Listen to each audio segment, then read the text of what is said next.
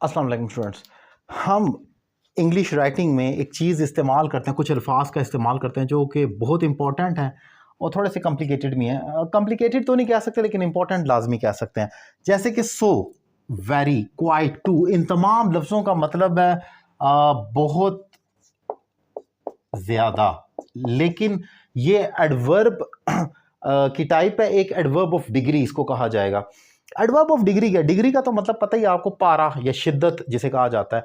अब आप एक काम करते हैं, कोई भी आप भागते हैं, मतलब मैं कहता हूँ माय ब्रदर रन्स, मेरा भाई भागता है, लेकिन उसकी इंटेंसिटी कितनी है, कितना तेज या कितना स्लो।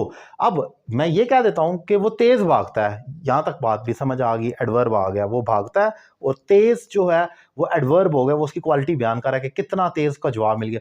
अब उसकी जो शिद्दत बयान करनी है कि बहुत तेज, बहुत ज्यादा तेज या हल्का या जो भी, तो ये शिद्दत को बयान करने के लिए एडवर्ब ऑफ डिग्री आती है। जैसे कि शी इज प्रिटी, अगर मैं इतना बोल दूं, अच्छा एडवर्ब जो होता है ये एक तो अपने वर्ब के बारे में बताता है, ये दूसरे एडवर्ब या दूसरे एडजेक्टिव के बारे में भी बयान करता है। ये एडवर्ब की एक डेफिनेशन है, मैं ऑलरेडी डिफाइन कर चुका हूं बहुत सारी जगह पर। आप जरा देखें, शी इज प्रिटी, वो खूबसूरत है, यहां तक तो हमें समझ आ गया ये क्वालिटी है उसकी और ये एडजेक्टिव है क्योंकि ये शी की क्वालिटी को बयान कर रहा है। लेकिन कितनी, अब मैं यहां से एक वर्ड उठा लेता हूं, सो, एडवर्ब ऑफ डिग्री बताएगा कि कितनी खूबसूरत है, बहुत ज्यादा, तो उसकी शिद्दत को उसने यहां पर रख दिया। हमें पता लग गया कि वो खूबसूरत तो है लेकिन आम खूबसूरत नहीं है, काफी ज्यादा उसकी इंटेंसिटी हाई है, वो बहुत ज्यादा खूबसूरत है।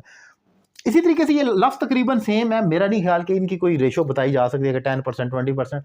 आप इनको इंटरचेंजेबली यूज कर सकते हैं, ए करें या बी करें या सी, लेकिन ऑलमोस्ट सेम है। अब she is very pretty, she is quite pretty, she is too pretty, वो बहुत ज्यादा खूबसूरत है।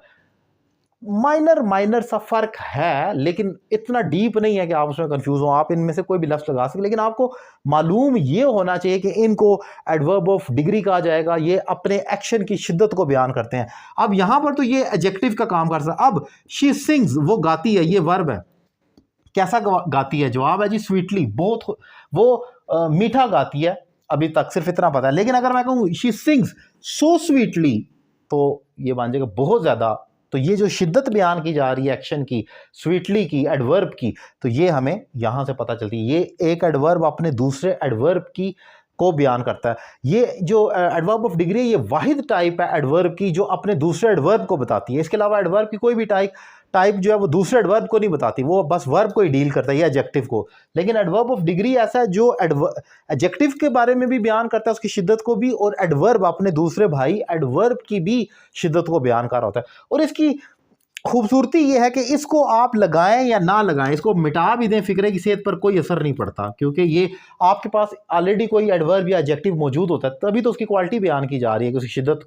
तो इसको हटा भी दें तो कोई फर्क नहीं पड़ता, लेकिन खूबसूरत बनाने के लिए, उसकी शिद्दत बयान करने के लिए, ऊपर नीचे उसकी रेशो टेम्पो को उठाने के लिए आपको एडवर्ब ऑफ डिग्री का इस्तेमाल करना पड़ता है। और आपको बीइंग स्टूडेंट ऑफ इंग्लिश, कोई भी आपका लेवल है, आपको कम से कम मालूम होना चाहिए कि इन लफ्ज़ों को, इन बलाओं को कहते क्या हैं, ताकि आपका कंसेप्ट क्लियर हो। जब आप इंग्लिश राइटिंग और स्पीकिंग में, एक बात मैं हमेशा स्टूडेंट्स को कहता हूं कि जब आप कंसेप्ट क्लियर करते हैं तो आपको हेजिटेशन नहीं होती, आपको मालूम होता है whatever you are speaking it is 100% grammatically correct, you know all the ins and out of that English. आपको उस इंग्लिश का राइटिंग या स्पीकिंग में सारी डिटेल जब पता होती है तो हेजिटेशन नहीं होती है।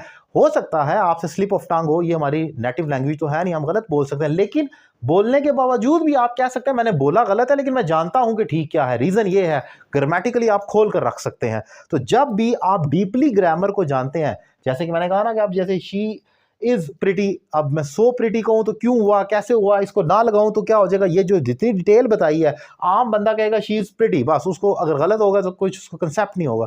जितना ज्यादा आप डीपली ग्रामर को जान लेंगे आपकी हेजिटेशन खत्म हो जाएगी। अगर आप अपनी स्पीकिंग में हेजिटेशन को खत्म करना चाहते हैं, so you will have to go through at least, this is the minimum level of learning grammar, you must have the minimum level of learning, कि आपको कम से कम इतनी लर्निंग तो होनी चाहिए ग्रामर की कि ये क्या है, ये हट जाता है तो क्या बन जाता है, ये डल जाता है तो क्या हो जाता है। तो ये एक इंपॉर्टेंट पॉइंट मैंने डिफाइन किया। उम्मीद करता हूँ लेक्चर आपको पसंद आया होगा। Thank you very much. अपनी राय का इजहार कमेंट बॉक्स में लाजमी करें।